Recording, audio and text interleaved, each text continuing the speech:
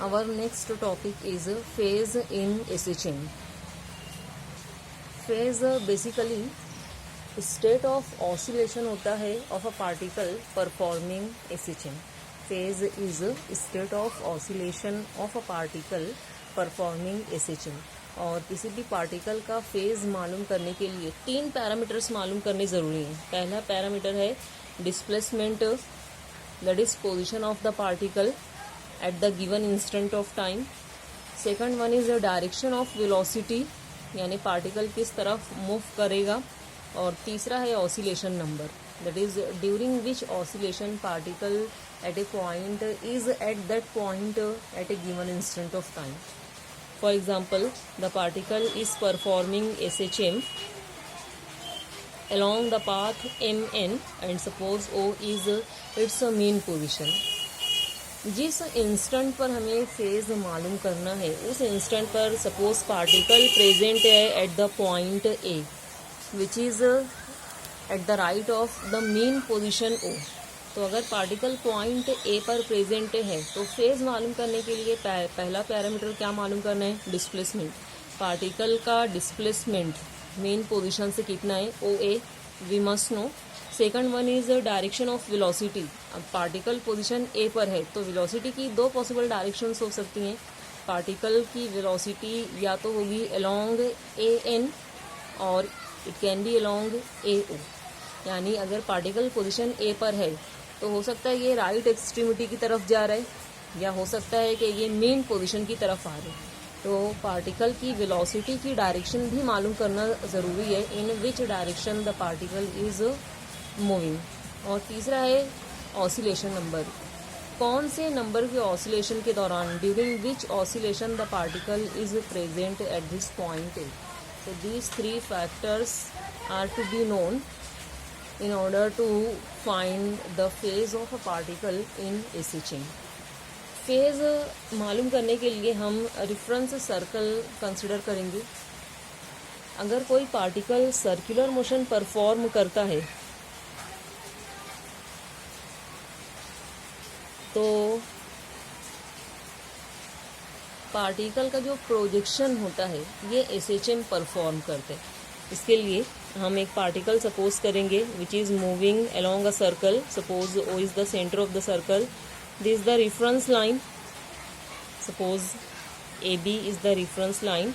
The particle initially is present at this position B.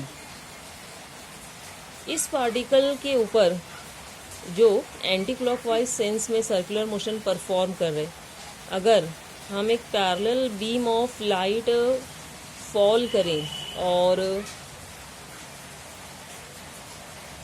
Right side पर हम एक screen या एक वॉल रखें, तो जब ये लाइट पार्टिकल के ऊपर फॉल करेगी तो इस वॉल के ऊपर पार्टिकल का शेडो मिलेगा. जैसे जैसे पार्टिकल मूव करेगा पार्टिकल का शेडो भी मूव करेगा वॉल के ऊपर. किस तरीके से इसकी मोशन होगी, उसके लिए इनिशियली हम पार्टिकल को सपोज करते हैं एट द पोजीशन बी. जब पार्टिकल पोजीशन बी पर होगा तो उस वक्त इसका जो शेडो होगा, इमेज होगा, suppose this is at the position O dash. Projection actually क्या होता है, it is foot of the perpendicular drawn on this wall from position of the particle. जैसे से पार्टिकल मूव करेगा जो रेडियस वेक्टर है ये भी मूव करेगा. अगर हम कोऑर्डिनेट सिस्टम में एक्स एक्सिस को सपोज करें ऑन दिस रेफरेंस लाइन, तो जब पार्टिकल पोजीशन बी पर होगा तो ये रेफरेंस लाइन रेडियस वेक्टर से कोइंसाइड होगी. यानी angle radius vector x axis के साथ में कितना बनाएगा, 0 डिग्री का. जब पार्टिकल पोजीशन बी पर होगा तो ये रेडियस वेक्टर एक्स एक्सिस के साथ या रेफरेंस लाइन के साथ 0 डिग्री का एंगल बनाएगा. इसी पोजीशन से हम एक परपेंडिकुलर ड्रॉ करेंगे on this wall. So this is the foot of the perpendicular at point O dash. Particle move करते हुए एक पर्टिकुलर इंस्टेंट T1 पर, suppose at the instant T, it is at B, and at the instant T1 the particle is now at this position C. Radius vector suppose इस position पर 30 degree का angle बना दो। जब particle position B से move करके position C पर आएगा एट द टाइम T1, तो जो शेडो होगा इसका इमेज कहाँ पर मिलेगा? Suppose the image is at the position O1।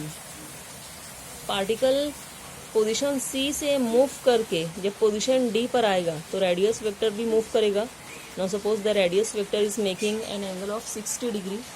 जब पार्टिकल मूव करेगा तो शेडो भी मूव करेगा, और अब इमेज जो हमें मिलेगा वॉल के ऊपर पार्टिकल का, suppose it is at point O2। जब पार्टिकल पोजीशन E पर होगा तो रेडियस वेक्टर 90 डिग्री का एंगल बनाएगा with reference line. X axis या रेफरेंस लाइन के साथ में पार्टिकल अब 90 डिग्री का एंगल बनाएगा, और इसका जो प्रोजेक्शन है ये मिलेगा suppose at point O3। Particle continue कर रहे हैं अपनी मोशन को। सपोज ये पॉइंट E से मूव करके पॉइंट F पर आ रहे। शेडो वॉल के ऊपर अब मिलेगा at position O4। when the particle is at this position G, the projection will be at this point say A5. when the particle is at position A, the shadow will come at this point O dash, from where the particle has started is its motion. when the particle is at position H, its projection, that is foot of the perpendicular, is say at point O6. when the particle is at position I, shadow कहाँ पर होगा? it will be suppose at point O7.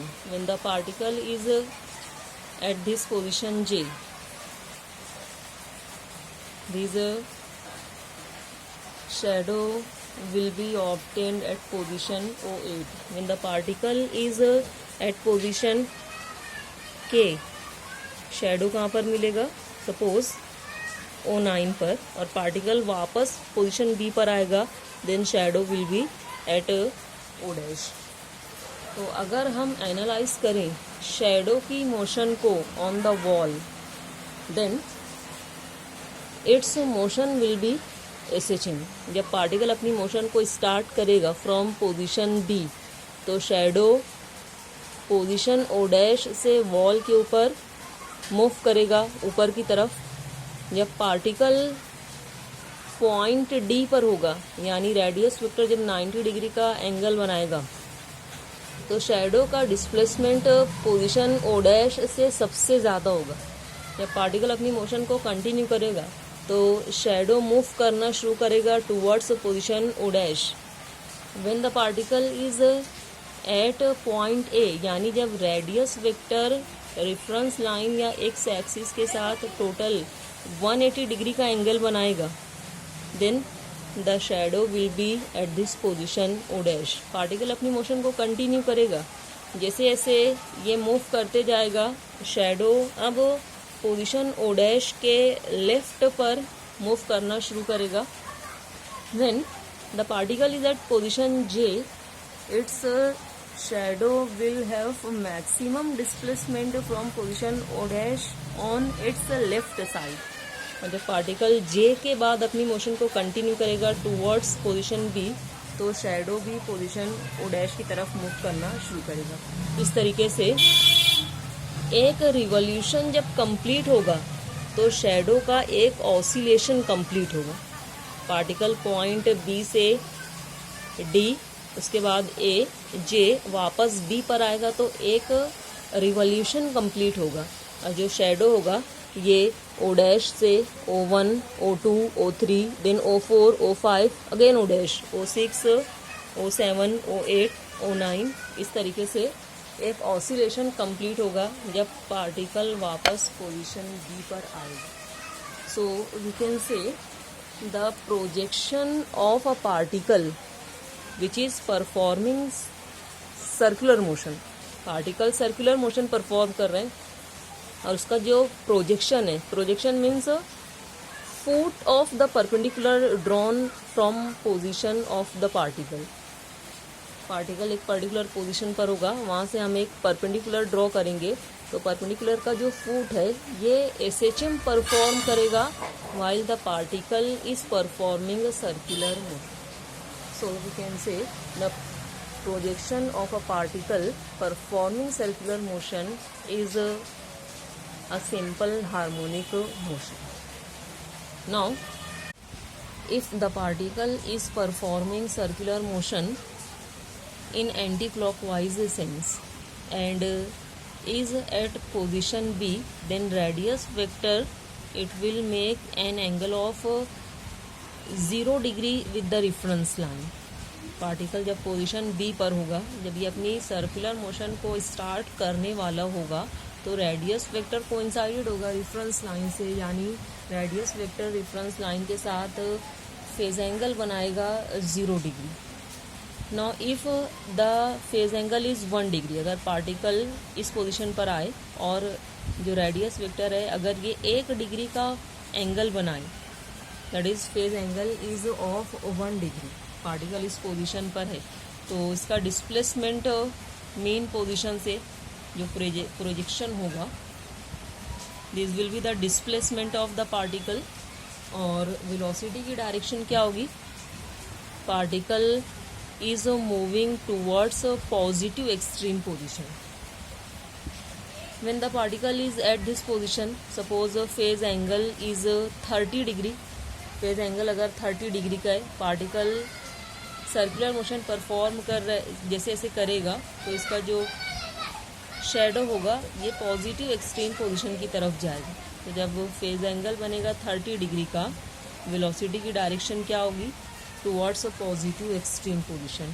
जब particle इस position पर होगा तो radius vector suppose 60 degree का angle बना रहे, the shadow will be at this position, that is it is moving from this position to this position, that is towards the positive extreme position. जब particle इस particular position पर होगा तो radius vector 90 degree का angle बनाएगा, here the phase angle will be 90 degree and the projection will be at +a। तो जब phase angle 90 degree का होगा तो पार्टिकल कहाँ पर होगा, पॉजिटिव एक्सट्रीम पोजीशन पर। जब पार्टिकल कंटिन्यू करेगा मोशन को, सपोज रेडियस वेक्टर अब 91 डिग्री का एंगल बना रहे, 91 डिग्री का एंगल बना रहे, यानी अब जो प्रोजेक्शन होगा it will be at this point, यानी अब वेलोसिटी की डायरेक्शन क्या हो जाएगी, पॉजिटिव एक्सट्रीम से मीन पोजीशन की तरफ। तो पार्टिकल जब पोजीशन बी पर होगा, फेज एंगल 0 होगा, यानी पार्टिकल कहाँ पर है, मीन पोजीशन पर। जैसे से पार्टिकल जो सर्कुलर मोशन परफॉर्म कर रहे हैं ये ऊपर की तरफ जाएगा, फेज एंगल जब 0 और 90 के बीच में होगा तो प्रोजेक्शन जो एसएचएम परफॉर्म कर रहे हैं इसकी वेलोसिटी की डायरेक्शन क्या होगी, towards positive extreme position.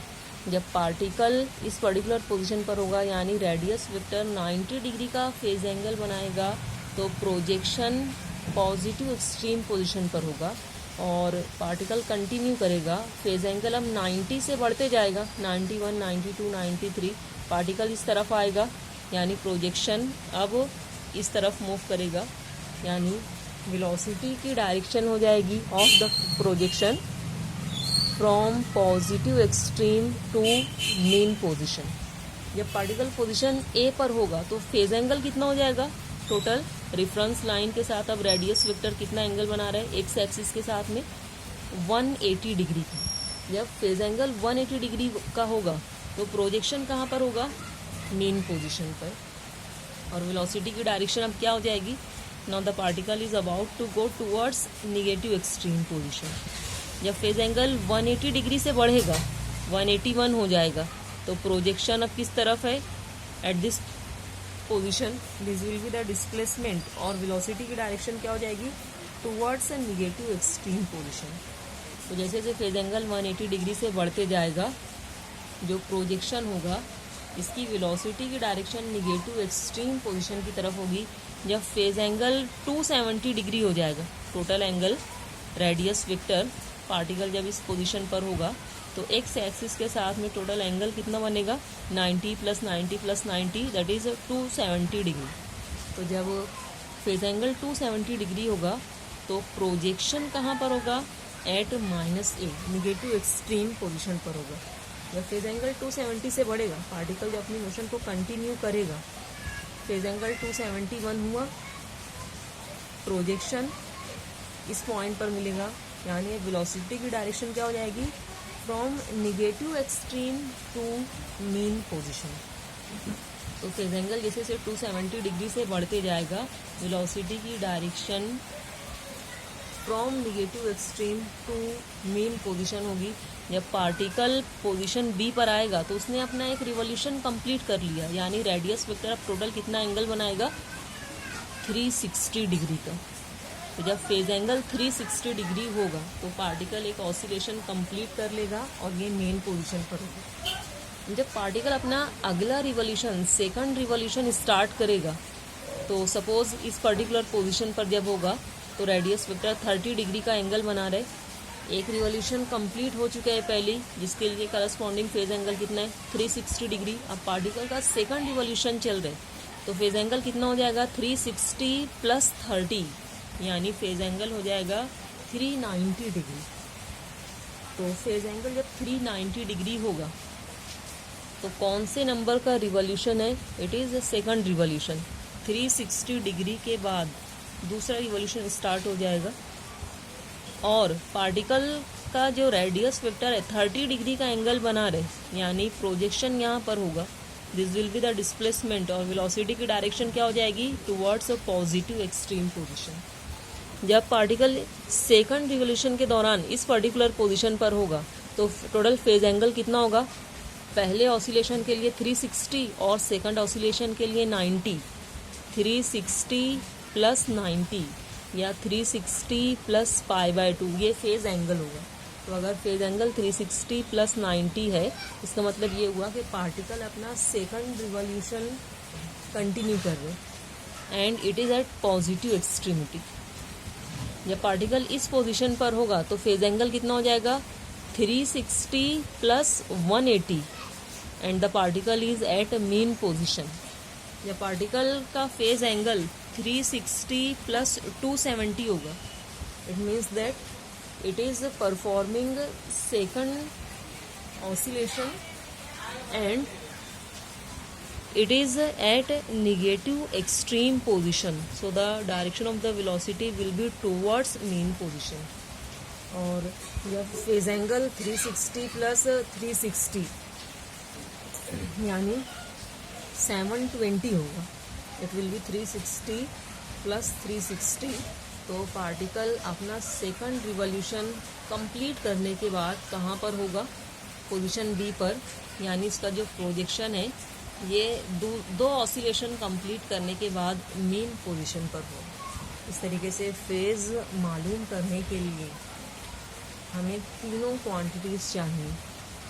Displacement कितना है पार्टिकल का मीन पोजीशन से, किस पोजीशन पर प्रेजेंट है उस गिवन इंस्टेंट ऑफ टाइम पर, वेलोसिटी की डायरेक्शन क्या है, किस डायरेक्शन में मूव कर रहे पार्टिकल, पॉजिटिव एक्सट्रीम की तरफ अगर यहाँ पर है तो पॉजिटिव एक्सट्रीम की तरफ मूव कर रहे हैं, या वेलोसिटी की डायरेक्शन मीन पोजीशन की तरफ है, और कौन से नंबर का रिवॉल्यूशन पार्टिकल परफॉर्म कर। तो these 3 things are to be known in order to describe the phase of a particle performing a SHM।